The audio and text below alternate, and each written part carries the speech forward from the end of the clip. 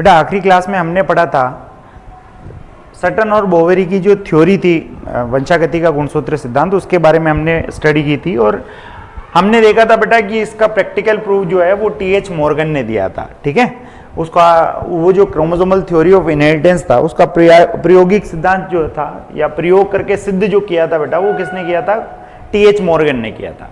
और अपने प्रयोग के लिए बेटा उन्होंने किसको सेलेक्ट किया? ड्रोसोफिला मेलिनोगैस्टर को। ठीक है, ड्रोसोफिला मेलिनोगैस्टर जो था उन्होंने इसलिए सेलेक्ट किया क्योंकि पहली बात तो ये है कि इसका जो जीवन चक्र होता है वो बहुत छोटा होता है, जीवन काल बहुत छोटा होता है, 2 वीक का ही होता है, तो 1 महीने में बहुत सारी पीढ़ियां देख लेगा। दूसरा बेटा नर और मादा में आसानी से डिफ्रेंशिएट किया जा सकता है कि भाई नर जो होता है वो छोटा होता है, ये नर है और ये जो है ये मादा है बेटा। मादा बड़ी साइज की होती है और नर जो है वो छोटा साइज का होता है। उसके अलावा लेबोरेटरी में सिंपल सिंथेटिक मीडियम में आसानी से इसको ग्रो करवाया जा सकता है। और उसके अलावा बेटा एक बार जब इनमें लैंगिक जनन होगा तो बहुत सारी क्या बनेगी? संतति बनेगी। तो एक आदि मर भी गई तो खास फर्क नहीं पड़ेगा। उसके अलावा बेटा कि इनमें जो भी लक्षण इसने सेलेक्ट किए थे बेटा उसको आसानी से सिंपल माइक्रोस्कोप से देखा जा सकता था। ठीक है, अब हम देखेंगे कि इसने कैसे प्रयोग किया। तो बेटा जो मॉर्गन है, टी.एच. मॉर्गन ने अपने प्रयोग के लिए, एक सेकेंड, मॉर्गन ने अपने प्रयोग के लिए बेटा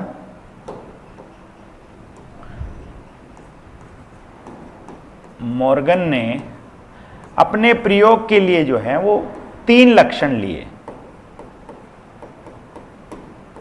कौन कौन से 3 लक्षण? तो सबसे पहला लक्षण जो उन्होंने लिया बेटा वो था आंख का कलर। आंख का कलर, ड्रोसोफिला की आंख का कलर, पहला लक्षण ये लिया। दूसरा लक्षण जो उन्होंने लिया बेटा वो था पंखों का आकार। पंखों का आकार, जो विंग्स होते हैं उसका साइज। और तीसरा जो लिया उन्होंने लिया बेटा बॉडी कलर, शरीर का कलर, है ना। अब आपको पता है हर एक लक्षण में प्रभावी भी होगा और अप्रभावी भी होगा ट्रेड। तो प्रभावी जो होता है इसमें बेटा आंख का कलर वो होता है लाल। ठीक है, और अप्रभावी जो होता है बेटा प्रभावी, और अप्रभावी जो होता है बेटा अप्रभावी जो होता है वो होता है सफेद। अभी तक हम क्या करते हुए आए थे सर? अभी तक हमने देखा था कि भाई मान लीजिए लंबाई एक लक्षण है तो उस लंबाई में प्रभावी जो होता था और वो मान लीजिए टॉल है तो हम उसके हिसाब से कैपिटल टी डिसाइड कर लेते हैं, और अप्रभावी जो है उसके हिसाब से फिर उसको मतलब प्रभावी के हिसाब से उसको स्मॉल टी कंसीडर कर लेते थे। अभी तक हम यही करते हुए आ रहे थे, लेकिन यहां पर हम ये नहीं करेंगे। यहां पर जो है जो मॉर्गन साहब थे उन्होंने क्या किया, उन्होंने जो अपना रिप्रेजेंटेशन लिया बेटा वो रिसेसिव एलील के हिसाब से लिया। यानी ये जो सफेद है, सफेद को इंग्लिश में हम क्या बोलते हैं सर? सफेद को इंग्लिश में हम व्हाइट बोलते हैं। तो इन्होंने इसको क्या रखा? स्मॉल w रखा। और तो इसका मतलब सर प्रभावी को कैपिटल W रखा क्या? मैं बोलूंगा नहीं बेटा, प्रभावी को उन्होंने स्मॉल w ही रखा। प्रभावी को भी उन्होंने स्मॉल w ही रखा, लेकिन उसके ऊपर उन्होंने प्लस लगा दिया। तो प्रभावी को कैसे दर्शाया? जो अप्रभावी है उसके ऊपर बस प्लस लगा दिया।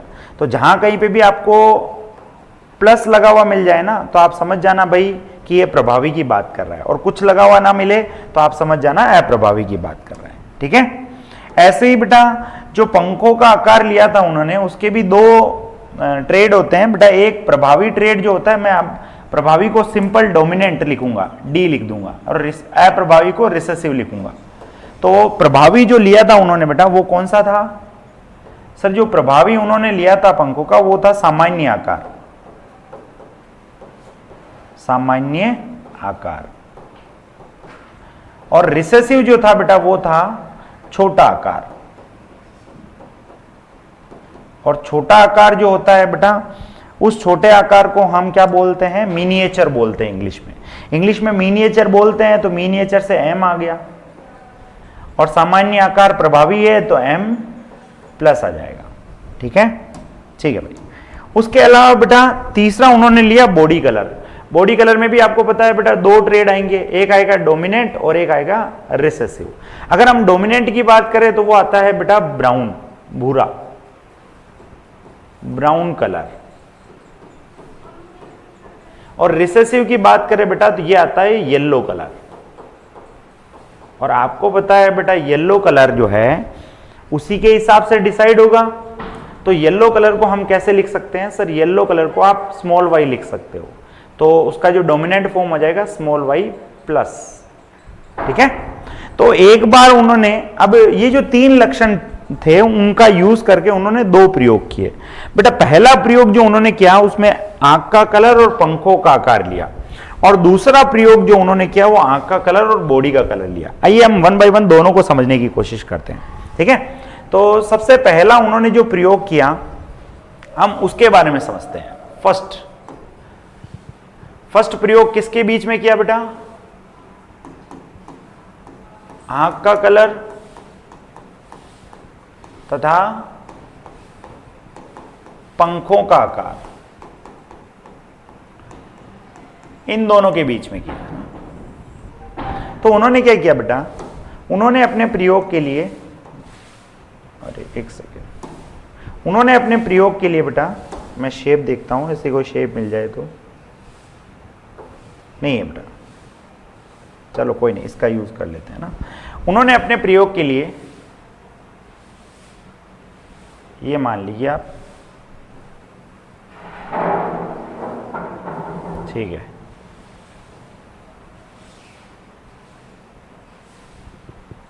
एक सेकेंड,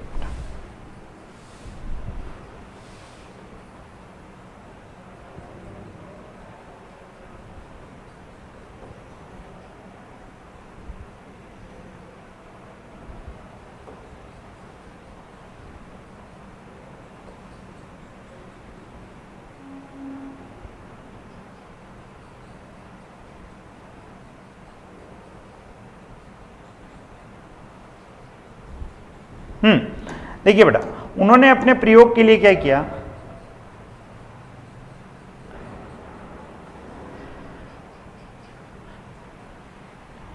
सबसे पहले तो बेटा उन्होंने अपने प्रयोग के लिए एक तो मादा सेलेक्ट की और एक नर सेलेक्ट किया। ठीक, जो भी अप्रभावी लक्षण थे बेटा वो मादा वाले लिए और प्रभावी वाले थे वो नर वाले लिए। ठीक है, ये नर है और ये मादा है। बेटा जिस प्रकार से हमारे अंदर नर जो होता है वो XY वाला होता है, उसी प्रकार से ड्रोसोफिला जो होता है बेटा उसमें भी XY वाला होगा। और फीमेल जैसे हमारे अंदर XX वाली होती है, इसके अंदर भी सेम XX वाली होगी। ठीक है, इसको हालांकि हम आगे डिटेल में पढ़ेंगे, लेकिन अभी के लिए आप समझिए कि दोनों सेम होते हैं। तो इसका मतलब सर ये X क्रोमोसोम है, ये X क्रोमोसोम है, ये X क्रोमोसोम है और ये Y क्रोमोसोम है। अब बेटा उन्होंने जो लक्षण सेलेक्ट किए थे अपने प्रयोग के लिए, वो दोनों ही तीनों ही लक्षण जो थे वो कहां पे उपस्थित थे? सेक्स क्रोमोसोम पे उपस्थित थे। अब सर ये सेक्स क्रोमोसोम क्या होते हैं? तो बेटा ऐसे गुणसूत्र जो किसी का सेक्स डिसाइड करे कि ये मेल होगा या फीमेल होगा। जैसे मैं बोल रहा हूं ना भाई XX आ रहा है तो वो फीमेल हो रही है, आप कैसे बोल रहे हो? तो सर ये है ना ये क्रोमोसोम, तो इन क्रोमोसोम को देख के ही तो बता रहे हो आप। तो ऐसे क्रोमोसोम जो डिसाइड करे कि मेल होगा या फीमेल होगा उनको हम क्या बोलते हैं? Sex chromosome. तो बेटा अपने प्रयोग के लिए जिन गुणसूत्रों का उन्होंने चयन किया था वो सेक्स क्रोमोसोम थे। ठीक है, तो उन्होंने क्या किया बेटा? जो फीमेल रखी वो अप्रभावी वाली रखी, यानी ये एक जीन थी अप्रभावी। तो सबसे पहले मान लीजिए बेटा ये आंखों का कलर था। आंखों का कलर में मैंने अभी आपको बताया, आंखों के कलर में अप्रभावी लक्षण क्या है? सफेद है। तो इसका मतलब सर इस फीमेल के पास ये सफेद आंख वाली होगी, तो दोनों जो है वो स्मॉल w होगी। दूसरा जो उन्होंने लिया बेटा, चलो इसको मैं और से किसी और से दर्शाता हूं। दूसरा जो उन्होंने लिया, चलो पीले से दर्शाते। दूसरा उन्होंने जो लिया बेटा वो था पंखों की साइज। अब पंखों की साइज जो थी बेटा यहां पर अप्रभावी थी। अप्रभावी यानी मिनिएचर यानी स्मॉल m। ठीक है, ये थे किसके? फीमेल के सेक्स क्रोमोसोम, यानी X क्रोमोसोम जो थे दोनों XX, उसके ऊपर दो जो लक्षण लिए थे उनकी जीन की उपस्थिति। अब मेल के पास क्योंकि एक ही X गुणसूत्र होता है और ये जो लक्षण थे इनकी जीन X क्रोमोसोम पे ही होती है, तो Y पे तो वैसे भी कोई नहीं आएगी। जी सर, बिल्कुल नहीं आएगी। और एक्स पे जो आएगी बेटा वो यहां पर आंखों के कलर वाली रेड वाली आएगी, क्योंकि मैंने बोला था मेल प्रभावी लिया था, तो क्या आएगा W प्लस। और बेटा जो पंखों का आकार आएगा वो सामान्य आएगा, यानी मिनिएचर मतलब छोटा, सामान्य यानी बड़ा। बड़ा तो इसका मतलब ये कौन सा आएगा, M प्लस आएगा। ये उन्होंने जनक लिए बेटा। अब इन जनक को लेके उन्होंने क्या होगा सर, इनके बीच में संकर करवाया होगा, ठीक है, इनके बीच में क्रॉसिंग हुई होगी, और जब इनके बीच में क्रॉसिंग हुई होगी तो क्या बना होगा सर, F1 पीढ़ी बनी होगी। क्या बनी होगी, F1 पीढ़ी। फिर उस F1 पीढ़ी में क्या करवाया होगा, स्वयं निषेचन करवाया होगा। स्वयं निषेचन मतलब जैसे बने उनको वैसे ही टाइप के, यानी मेल मान लो ऐसा बना तो फीमेल के साथ। अब अच्छा, स्वयं निषेचन का मतलब ये मत समझ लेना बेटा कि मेल को मेल के साथ ही संकर करवाया, नहीं। इस पीढ़ी में जो मेल और फीमेल बने थे उनका आपस में निषेचन करवा दिया। तो जब आपस में निषेचन करवाया होगा तो क्या बनी होगी सर, F2 पीढ़ी बनी होगी। क्या बनी होगी बेटा, F2 पीढ़ी। और जब उन्होंने इस F2 पीढ़ी को देखा तो उनको जो रिजल्ट मिला F2 पीढ़ी में, वो जनकीय लक्षण जो मिले थे, यानी जैसे जनक के थे वैसे लक्षण जो मिले थे बेटा, वो कितने परसेंट मिले थे, 62.8% मिले थे। जनक के लक्षण कितने मिले, 62.8%। और नए लक्षण जो मिले थे बेटा, वो मिले थे बेटा कितने परसेंट, 37.2%। ठीक है, 37.2%। अब सर आपने तो क्रॉस किए बिना ही बता दिया, तो आपको भी बस ऐसे ही याद रखना है इसको। ठीक है, क्रॉसिंग मैं बता दूंगा आपको एनसीईआरटी में कहां दे रखी है। तो आपको क्या याद रखना है, आपको याद रखना है कि जब सफेद आंख और छोटे पंख वाली, सफेद आंख और छोटे पंख वाली मादा की क्रॉस लाल आंख और सामान्य पंख वाले नर से करवाई जाएगी, तो बताओ F2 पीढ़ी में जनक के लक्षण कितने आएंगे और नए लक्षण कितने आएंगे। यही पूछेगा आपसे।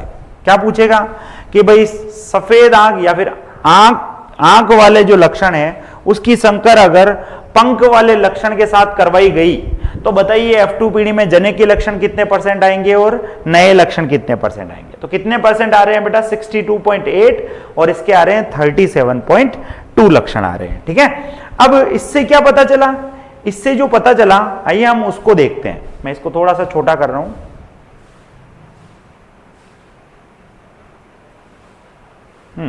सर इससे क्या पता चला बेटा, इससे पता चला, इससे निष्कर्ष क्या निकला, इससे निष्कर्ष क्या निकला, तो मैं यहां लिख देता हूं बेटा निष्कर्ष। और जो निष्कर्ष निकला बेटा वो ये निकला कि मेंडल की जो डायहाइब्रिड क्रॉस थी उसमें भी तो कुछ ऐसा ही आ रहा था। उसमें भी बेटा जनकीय लक्षण 62.8% आ रहे थे और नए लक्षण 37.2% आ रहे थे। और इसने जो माना है, इसने भाई जीन थोड़ी माना है, इसने तो गुणसूत्र लिया था। इसने कहा भाई इस गुणसूत्र में यहां पर ये जीन उपस्थित है। अब जैसे मेंडल ने 2 लक्षण लेके क्रॉस किया था, इसने 2 लक्षण लेके क्रॉस किया, लेकिन इसने ये नहीं बोला कि इन लक्षण को जीन नियंत्रित करता है। इन्होंने कहा कि ये दोनों लक्षण गुणसूत्र पर उपस्थित है। अब मैं क्रॉस करता हूं, अगर मान लीजिए इनको जीन नियंत्रित कर रहा होगा तो वैसे ही लक्षण आएगा जैसा डायहाइब्रिड का आया था, और वैसे ही लक्षण देखने को मिल गया। तो इसने बोला कि इससे ज्ञात होता है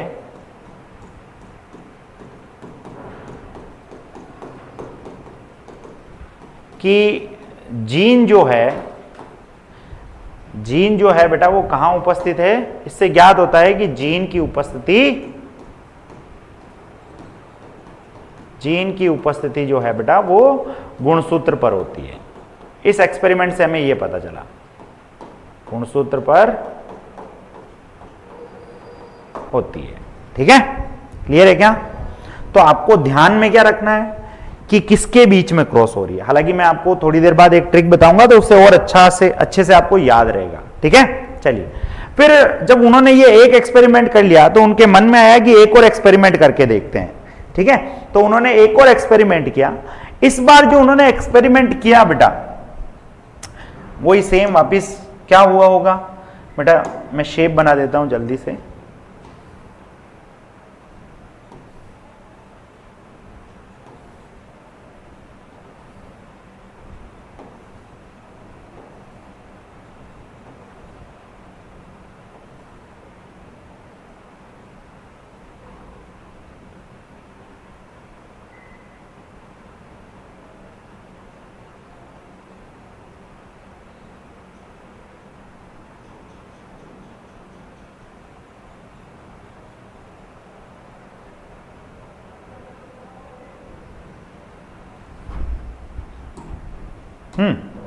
देखिए बेटा,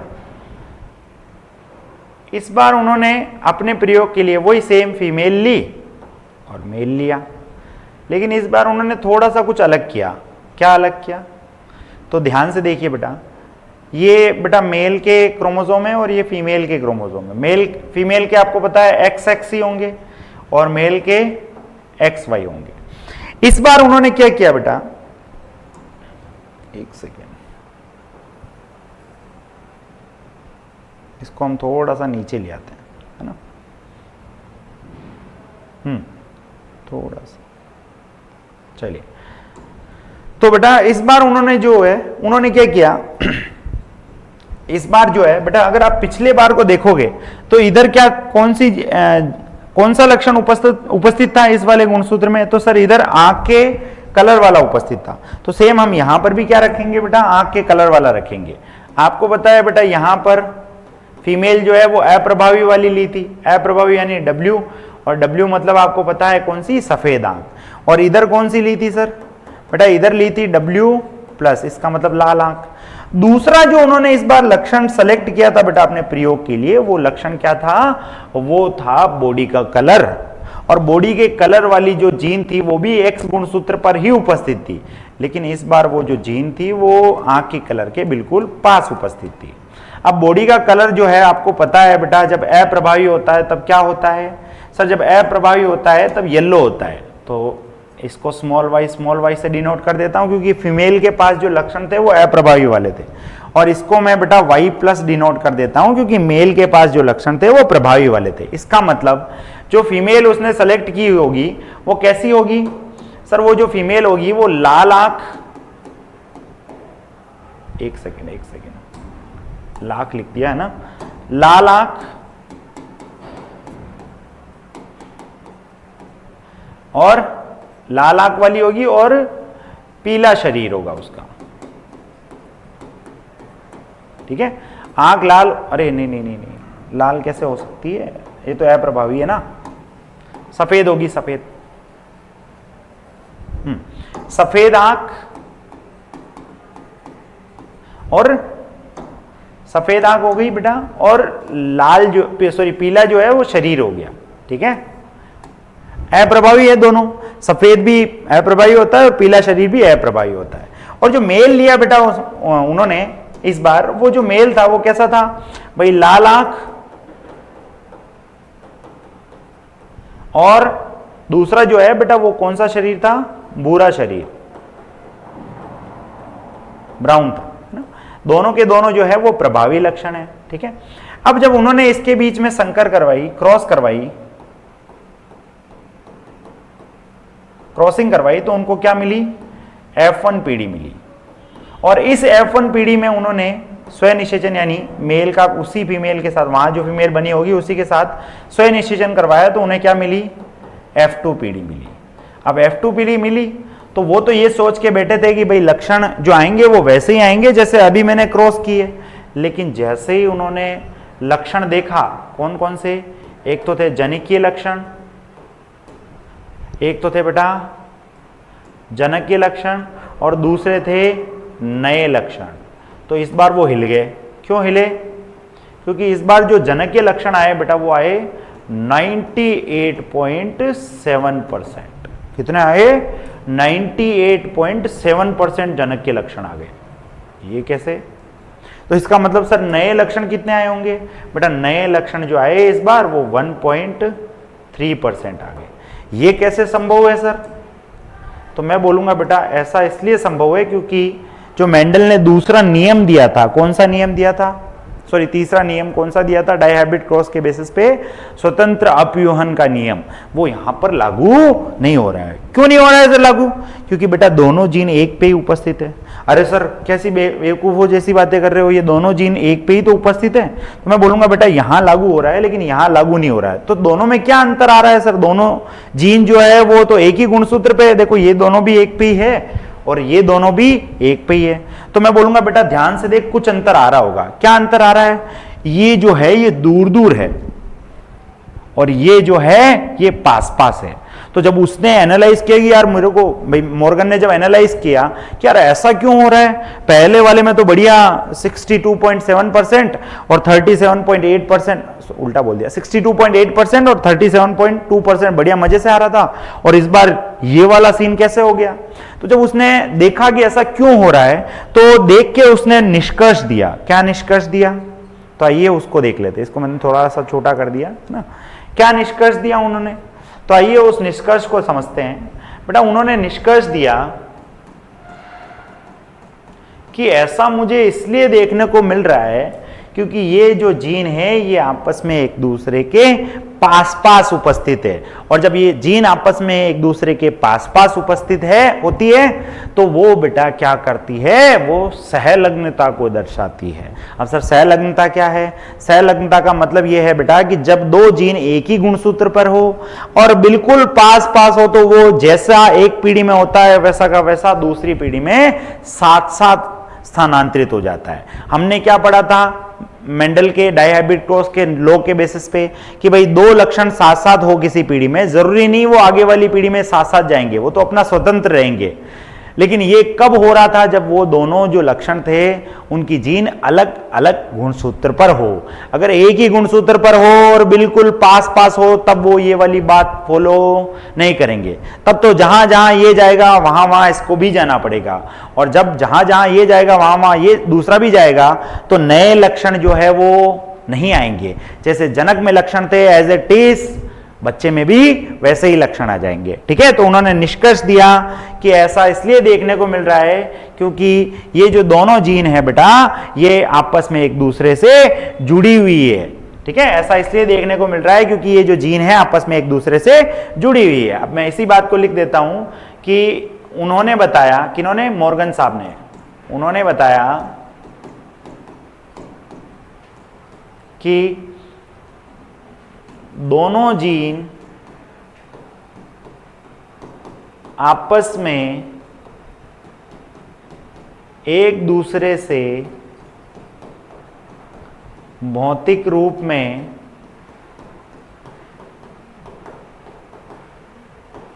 जुड़ी हुई है। ठीक है, जुड़ी हुई है, और जुड़ी हुई है तो ऐसी जीन को हम क्या बोलेंगे? सहलग्न जीन बोलेंगे। क्या बोलेंगे बेटा? ऐसी जीन को, ऐसी जीन जो, सॉरी, ऐसी जीन जो जुड़ी हुई हो, ऐसी जीन जो जुड़ी हो, ऐसी जीन को आप क्या बोलोगे बेटा? सहलग्न जीन बोलोगे। ठीक है, और यहीं से शुरू होता है सहलग्नता का कॉन्सेप्ट, जो मैंने छुड़वा दिया था जब मैंने अपवाद पढ़ाए थे ना, तब मैंने छुड़वा दिया था। अब आप खुद सोचो ये मेंडल का अपवाद है कि नहीं है? क्योंकि मेंडल तो बोल के गया था कुछ और रेशियो और कुछ और रेशियो रहा है। इसका मतलब मेंडल के नियम यहां लागू नहीं हो रहे होंगे, तो अपवाद है कि नहीं है? बिल्कुल है सर अपवाद। ठीक है, अब सवाल क्या आएगा बेटा? एक बेसिक सवाल जो वो पूछता है कि भाई आंख के कलर की अगर पंखों के आकार के साथ क्रॉस करवाई तो जनक के लक्षण कितने होंगे और नए लक्षण कितने होंगे? और दूसरा, आंख जो होती है बेटा उसके रंग का जो क्रॉस है बेटा, अगर वो बॉडी के रंग के क्रॉस के साथ क्रॉस करवाया जाए या उनमें संकर करवाई जाए तो बताइए जनक के लक्षण कितने होंगे और नए लक्षण कितने होंगे? ठीक है, अब इसी का एक भयंकर डायग्राम हमारी एनसीईआरटी में दे रखा है। ठीक है, ये भयंकर डायग्राम दे रखा है जिसमें हमें कुछ पल्ले ही नहीं पड़ता है, लेकिन आइए मैं आपको समझाने की कोशिश करता हूं। बेटा सबसे पहले ध्यान दीजिए, ये जो बी वाली क्रॉस आपको दिखा रखी है, एनसीईआरटी खोल लीजिए, बी वाली क्रॉस देखिए। इस बी वाली क्रॉस में अगर आप नोटिस करोगे तो ये फीमेल है बेटा इस साइड, और इस साइड मेल है। अब आप मैंने जो भी बताया उसको देखिए, फीमेल जो है ना इधर डब्ल्यू डब्ल्यू दिखा रखी है, डब्ल्यू डब्ल्यू यानी श्वेत आंख वाली, सफेद आंख को व्हाइट ही बोलते हैं, और मैंने बोला था फीमेल रिसेसिव वाली ले रखी है उसने, तो श्वेत आंख हो गई। और इधर एम एम दिखा रखा है, और दोनों के बीच में देखिए अच्छी खासी दूरी दिखा रखी है, ठीक है। ये एम एम क्या है सर? तो बेटा अगर पंख का साइज छोटा होगा, क्योंकि फीमेल अप्रभावी लक्षण वाली है तो छोटा ही होगा, तो उसको मिनिएचर बोलते हैं, लघुतर बोलते हैं, ठीक है। और इधर जो मेल दिखा रखा है बेटा वो वन्य प्रकार का दिखा रखा है। एक बात आप ध्यान से समझ लीजिए बेटा, वन्य प्रकार क्या होता है? बहुत जगह ये टर्म आएगा वन्य प्रकार, जिसको हम क्या बोलते हैं? Wild type. वाइल्ड टाइप का मतलब यह है जैसा भगवान ने बनाया है। अब भगवान ने आपको पता है सारी जीन को कैसा, सारी एलील को कैसा बनाया है? प्रभावी ही बनाया है। वो तो बाद में इसमें कुछ बदलाव हुआ जिसके कारण ये स्मॉल टी बन गई, वरना भगवान ने तो सबको प्रभावी बना के भेजा ना। तो वाइल्ड टाइप मतलब जो प्रभावी है, जो भगवान ने बना के भेजा है, ठीक है। तो वन्य प्रकार मतलब प्रभावी वाले, ठीक है, क्लियर है क्या? तो मेल जो है वो वन्य प्रकार वाला है, वन्य प्रकार मतलब प्रभावी वाला होगा। तो इसमें W प्लस है, W प्लस है, इसका मतलब लाल आंख होगी, और M प्लस यानी सामान्य आकार के क्या होंगे? पंख के साइज होंगे। इसमें जब क्रॉस की तो देखो यहाँ पे F1 पीढ़ी मिली बेटा। कौन सी पीढ़ी मिली? F1 पीढ़ी। ये कौन सी है बेटा? ये F1 पीढ़ी है, ठीक है। यहां लिख देता हूं, चलिए। ये है जनक, और ये कौन सी पीढ़ी है? F1 पीढ़ी, ठीक है। ये F1 पीढ़ी मिली है। अब F1 पीढ़ी में नर भी मिला होगा, मादा भी मिली होगी, फिर उसमें संकर करवाया तो उसको F2 पीढ़ी मिली। कौन सी मिली बेटा? F2 पीढ़ी। अब आपको ये सारी चीजें याद नहीं रखनी है, ठीक है। ये सारी चीजें हैं चिड़िया, और हमें चिड़िया को नहीं देखना है, चिड़िया की आंख को देखना है। और चिड़िया की आंख क्या है सर? चिड़िया की आंख यहां पर ऊपर परसेंटेज लिखा हुआ है, ये हमारे काम का है, ये आपके काम का है।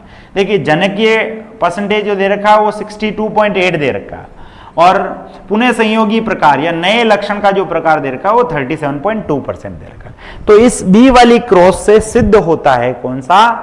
गुणसूत्र का, सॉरी, वंशागति का गुणसूत्र सिद्धांत जो है वो इस बी वाली से सिद्ध होता है।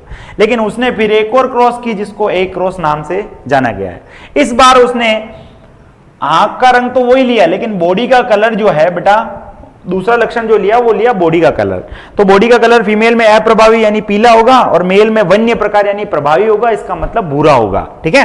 तो आप यहां पर नोटिस करोगे कि उसके मुकाबले यहां पे जीन जो है उनमें दूरी बहुत कम है, और जब जीन में दूरी बहुत कम होती है तो वो आपस में एक दूसरे से भौतिक रूप से जुड़ी हुई रहती है। तो एज इट इज एक जनरेशन से दूसरी, एक पीढ़ी से दूसरी पीढ़ी में साथ साथ चली जाती है। हमने क्या कहा? एक जीन का दूसरी जीन के साथ कोई लेना देना नहीं है, ऐसा मेंडल साहब बोल के गए। वो अपनी इच्छा से किसी के भी साथ जाएगी, ये अपनी इच्छा से किसी के साथ जाएगी। लेकिन जब वो जीन एक ही गुणसूत्र पे हो और पास पास हो, तब बेटा ऐसा नहीं होगा। तब वो एक पीढ़ी से दूसरी पीढ़ी में साथ साथ जाएगी, यानी मदर और फादर से जो है बच्चे के अंदर आ गई है, तो मदर और फादर के अंदर वही जीन आ गई है, तो वैसे ही लक्षण आएंगे कि नहीं आएंगे? आएंगे सर। तो इसका मतलब फिर क्या होगा? फिर बेटा चिड़िया की आंख देखनी है आपको, जनकीय लक्षण जो है वो ज्यादा होंगे, यानी 98.7% होंगे, और पुनः संयोजी लक्षण जो है वो 1.3% होंगे। अब इसमें भी बच्चे बहुत बार कंफ्यूज हो जाते हैं, तो मैंने कहा बेटा टेंशन मत ले, मैं हूं ना, कंफ्यूज नहीं होना है। देख ध्यान से देख, ये क्या है? ड्रोसोफिला मेलिनोगेस्टर है, ठीक है, याद करने के लिए बता रहा हूं। और ये इसके क्या है? पंख है, ठीक है सर।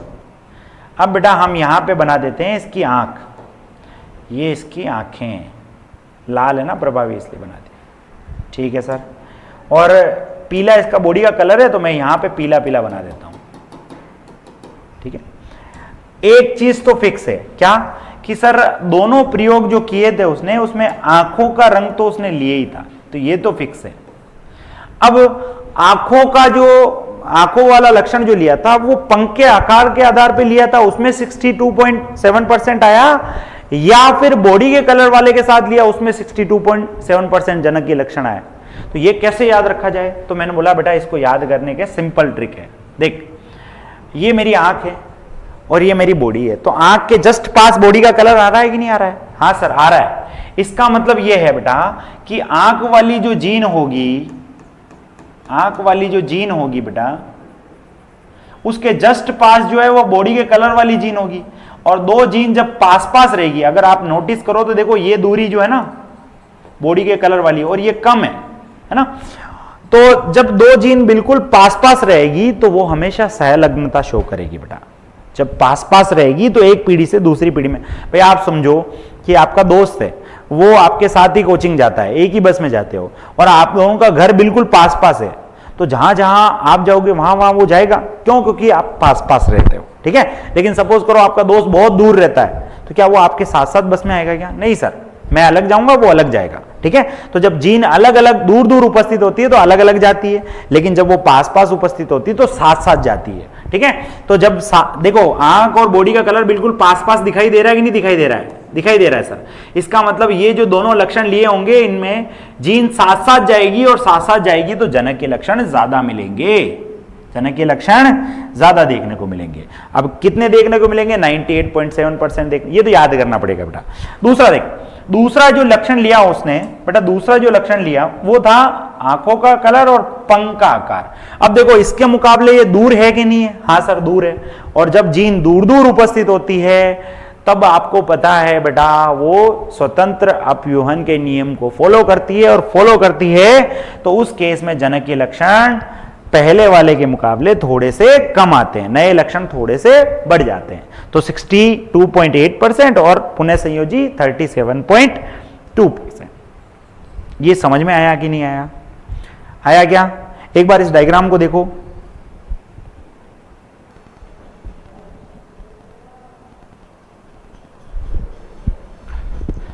बेटा मॉर्गन के इस एक्सपेरिमेंट से हमें पता चला, क्या पता चला?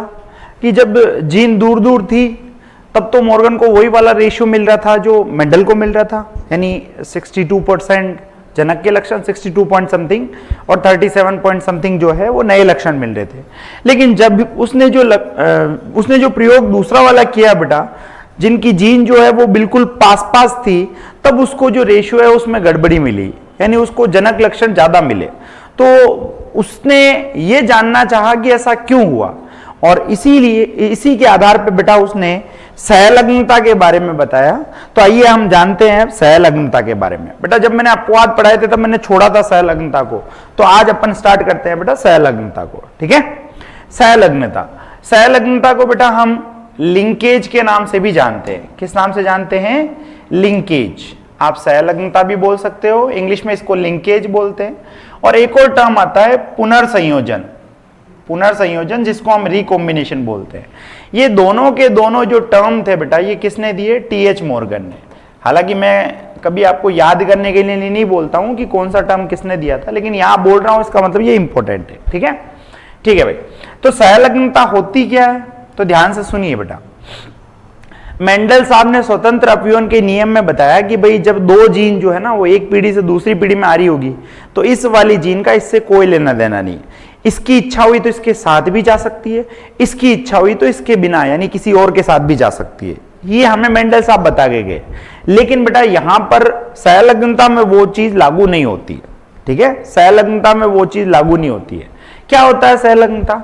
कि मान लो बेटा एक ही गुणसूत्र पर आपको अलग अलग लक्षण की जीन देखने को मिल जाए, जैसे ये ए है, ये स्मॉल है, एक दूसरी जो है वो मान लीजिए कैपिटल बी स्मॉल बी, यहां पर सी, यहां पे स्मॉल सी, ठीक है।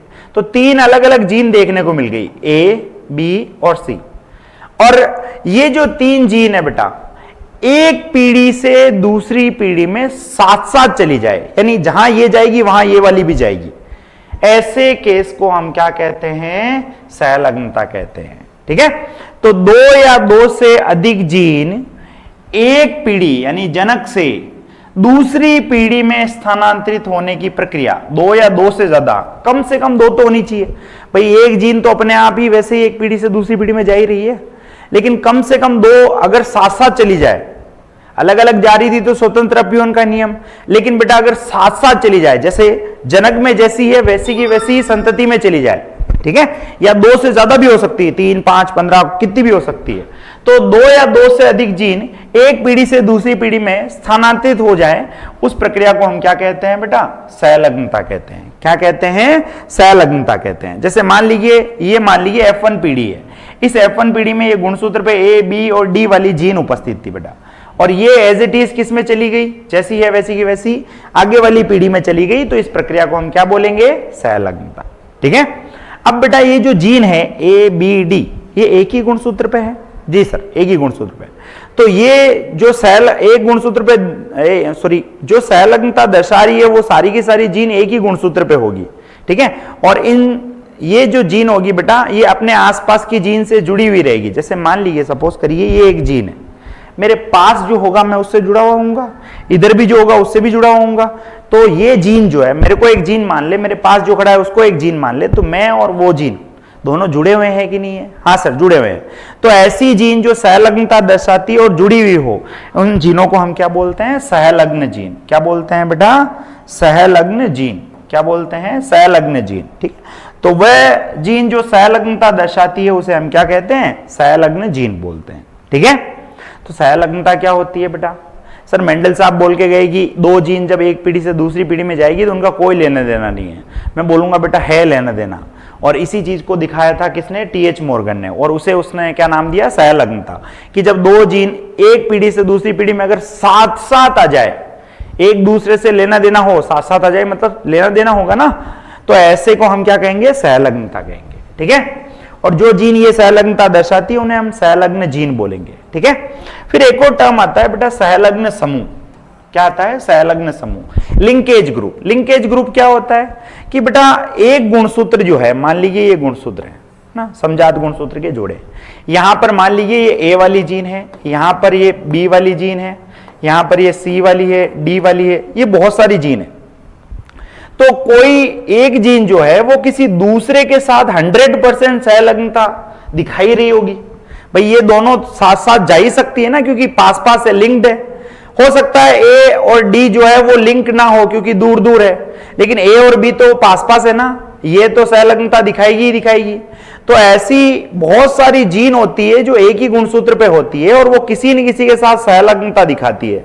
तो उन सबको मिला करके, जितनी भी जीन है सबको मिला करके हम क्या कहते हैं? सहलग्न समूह कहते हैं। क्या कहते हैं बेटा? सहलग्न समूह। जैसे ये देखिए आप, ये अलग अलग कलर की जीन है बेटा, ये जितनी भी जीन है, जैसे 1 2 3 4 5 6 जीन है, इन 6 जीन में से हर एक जीन किसी न किसी के साथ तो सहलग्नता दिखाई रही होगी।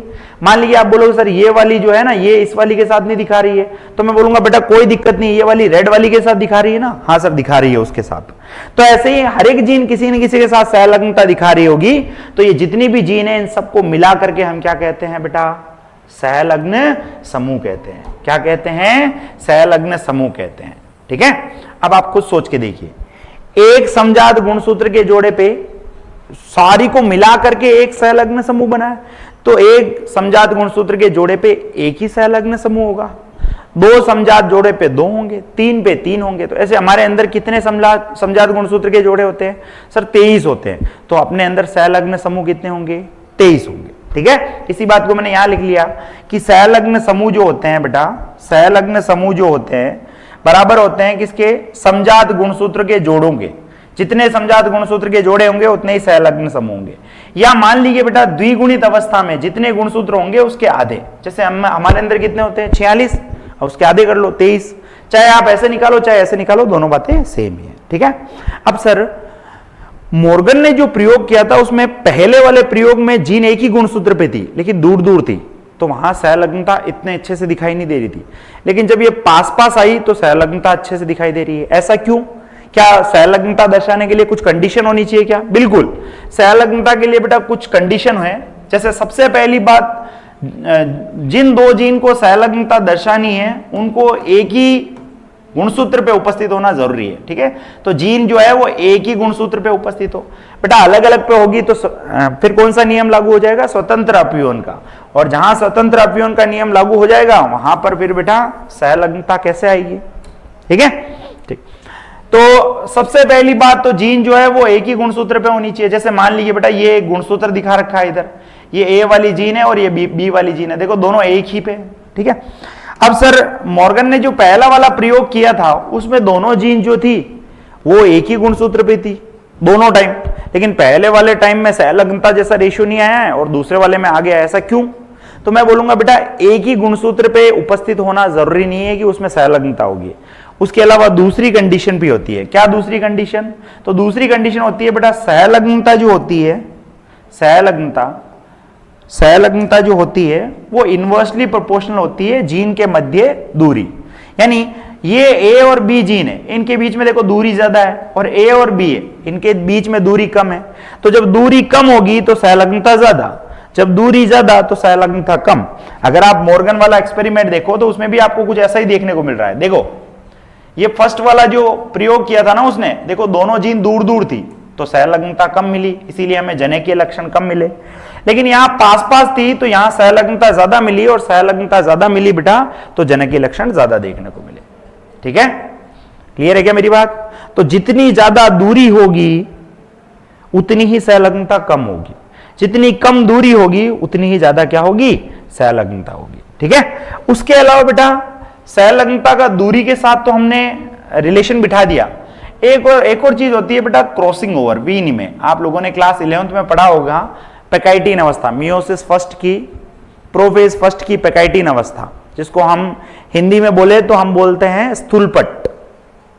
ठीक है, तनुपट, युग्मपट, स्थूलपट, अगर आप लोगों को याद होगा तो स्थूलपट में क्या होता है बेटा? विनिमय होता है, और विनिमय से हमेशा नया डीएनए बनता है। और बेटा नया डीएनए बनेगा तो जनक जैसे लक्षण आएंगे क्या? नहीं सर, और जनक जैसे लक्षण नहीं आएंगे तो हम बोलेंगे सहलग्नता कम हुई है। ठीक है, तो ये भी इसके इनवर्सली प्रोपोर्शनल है, और ये क्रॉसिंग ओवर जो होता है उसी के कारण नया डीएनए बनता है। तो इसीलिए मैंने यहां पे क्या ऐड कर दिया? इनवर्सली प्रोपोर्शनल पुनर्संयोजन। एक और चीज हम बोल सकते हैं क्या?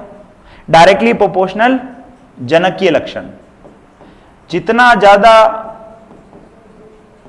क्या होगा? सहलग्नता होगी उतने ही ज्यादा जनकीय लक्षण आएंगे, और इनवर्सली प्रोपोर्शनल टू नए लक्षण। ठीक है, ये बात भी आपको अच्छे से गांठ बांध लेनी है, ये पूरा का पूरा। ठीक है, देखिए एक क्वेश्चन दे रखा है कि किसमें सर्वाधिक सहलग्नता होगी। तो सबसे पहली बात तो सारी जीन जो है वो एक ही गुणसूत्र पे है, लेकिन इनमें दूरी अलग अलग लग रही है। तो हम जो इस क्वेश्चन को अटेम्प्ट करेंगे वो इस पहले वाले कॉन्सेप्ट से अटेम्प्ट करेंगे। ठीक है, कि इसमें दूरी, ठीक है, मान लो इसमें दूरी हम x मान लेते हैं, इसमें y मान लेते हैं, इसमें z मान लेते हैं। तो आपको पता है y दूरी सबसे ज्यादा है, फिर उससे छोटी जो है वो x है, और सबसे छोटी क्या है बेटा? z है। सबसे छोटी क्या है? z है ना। तो सबसे छोटी दूरी z है, यानी सबसे कम दूरी z है, तो उसमें सहलग्नता सबसे ज्यादा होगी। तो आंसर क्या आ जाएगा बेटा? सी आ जाएगा। आंसर क्या आ जाएगा? सी आ जाएगा। क्लियर है क्या मेरी बात? क्लियर है? ठीक है, सहलग्नता समझ में आई? ठीक है, अब जो जीन बेटा सहलग्नता दर्शा रही है उनकी उपस्थिति कैसे होती है उसको अपन देखेंगे नेक्स्ट वीडियो के अंदर। ठीक।